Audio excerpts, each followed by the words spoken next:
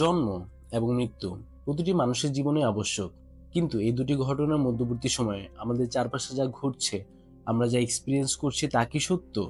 এই বিশাল মহাবিশ্বে আমরা কেবল একটি ধূলিকণার সমান। আফটার অল, জীবন কি কোনো অর্থ বহন করে, নাকি সবকিছুই অর্থহীন? এই সমস্ত প্রশ্নের উত্তর খুঁজতে গিয়ে আমরা অনেক সময় মনের অজান্তেই অন্ধকার পথে চলা শুরু করি। আজ আমরা আলোচনা করব এমন একটি রহস্যময় ফিলোসফিক্যাল কনসেপ্ট নিয়ে, যার নাম নাহিলিজম।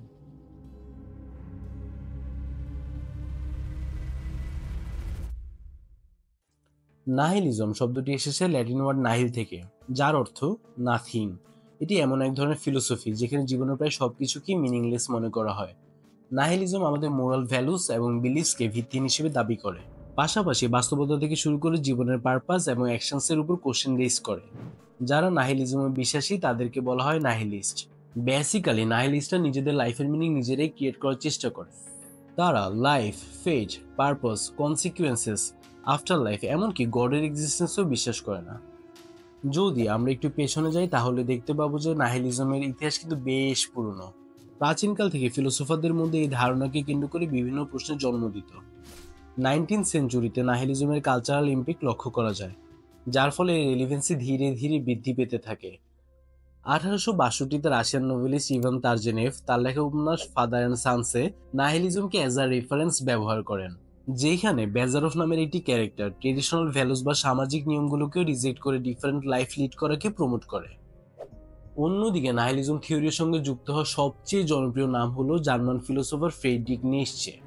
তিনি বলেছিলেন গড ইজ ডেড, যা দ্বারা তিনি বোঝাতে চেয়েছিলেন যে আধুনিক যুগে ধর্মগত বিশ্বাস, মানুষের নৈতিকতা এবং জীবনের উদ্দেশ্য হারিয়ে যাচ্ছে, যা মানুষকে এক্সিস্টেন্সিয়াল ক্রাইসিসে ফেলে দিতে যথেষ্ট। এছাড়াও তিনি কালচারাল শিফটের রেজাল্ট হিসেবে নাহিলিজমকে দায়ী করেছেন। এইবার আসি আর্ট, লিটারেচার, পপ কালচারে নাহিলিজমের ইনফ্লুয়েন্সের সম্পর্কে। রাশিয়ান নোভেলিস্ট ফাইদর দোস্তোভস্কির পপুলার নোভেল ক্রাইম অ্যান্ড পানিশমেন্টে আমরা এমন একটি ক্যারেক্টার দেখতে পাই যে কিছু মানুষকে মার্ডার করে, কারণ এর সাম পয়েন্ট সে রিয়েলাইজ করে গড অ্যান্ড মোরালিটি এক্সিস্ট করে না। এমন ক্যারেক্টারিস্টিক্স 2004 সালে মনস্টার অ্যানিমে ইউহান লিবার্টের মধ্যেও বেশ লক্ষ্য করা যায়, যেখানে ইউহান throughout the anime manipulation, destruction এবং ক্যাওস ক্রিয়েট করতে থাকে, যার পিছনে তার তেমন কোনো স্ট্রং মোটিভ ছিল না। সে নিজের মধ্যবর্তী ক্যাওসটাকে উপভোগ করত।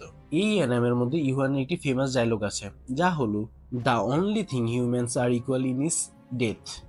এইখান থেকে কিছুটা ধারণা পাওয়া যায় যে ক্ষেত্র বিশেষে নাহিলিজম কতটা ভয়ঙ্কর হতে পারে। আপনারা যদি ফাইট ক্লাব দেখে থাকেন, নিঃসন্দেহে মনে আসে টাইলার একটি সিনে বলে, it's only after we have lost everything that we are free to do anything, যা অনেকটা ডিপ মিনিং ক্যারি করে। যাদের ইতিমধ্যে নাহিলিজম নিয়ে অনেকটা ইন্টারেস্ট তৈরি হয়েছে তারা taxi driver, the matrix, fight club, Rick and Morty, no country for old man দেখতে পারেন। মডার্ন ওয়ার্ল্ডে নাহিলিজমের ইম্প্যাক্ট কিন্তু বেশ লক্ষণীয়। বর্তমানে টেকনোলজিক্যাল অ্যাডভান্সমেন্ট এবং সোশ্যাল মিডিয়ার জনপ্রিয়তার ফলে ইভেনচুয়ালি মানুষ একটি ফেক রিয়েলিটিতে বসবাস করা শুরু করেছে, যেখানে সোশ্যাল ভ্যালুস এবং কালচারের অবনতি আমাদের সামনে ক্লিয়ারলি ভিজিবল। যেমনটা আমরা জানি, এই যুগে মিডিয়ার মেইন ফোকাস হলো এইসব অ্যাক্টিভিটিসকে প্রমোট করা, যা আলটিমেটলি জীবনের ট্রু পারপাস এবং মিনিং এর উপর কোশ্চেন রেজ করে। তার মানে নাহিলিজম কি এন্টারলি নেগেটিভ জিনিস? The answer is no. নাহিলিজমের প্রভাবে একজন মানুষ যেমন নাস্তিকে রূপান্তরিত হতে পারে, তেমনি তার বিপরীত প্রতিক্রিয়াও দেখা যায়। তাই ফ্রেডরিক নিশ্চি এটাকে মানব জীবনের জন্য একই সাথে ডেঞ্জার অ্যান্ড অপরচুনিটি হিসেবে দেখেছিলেন।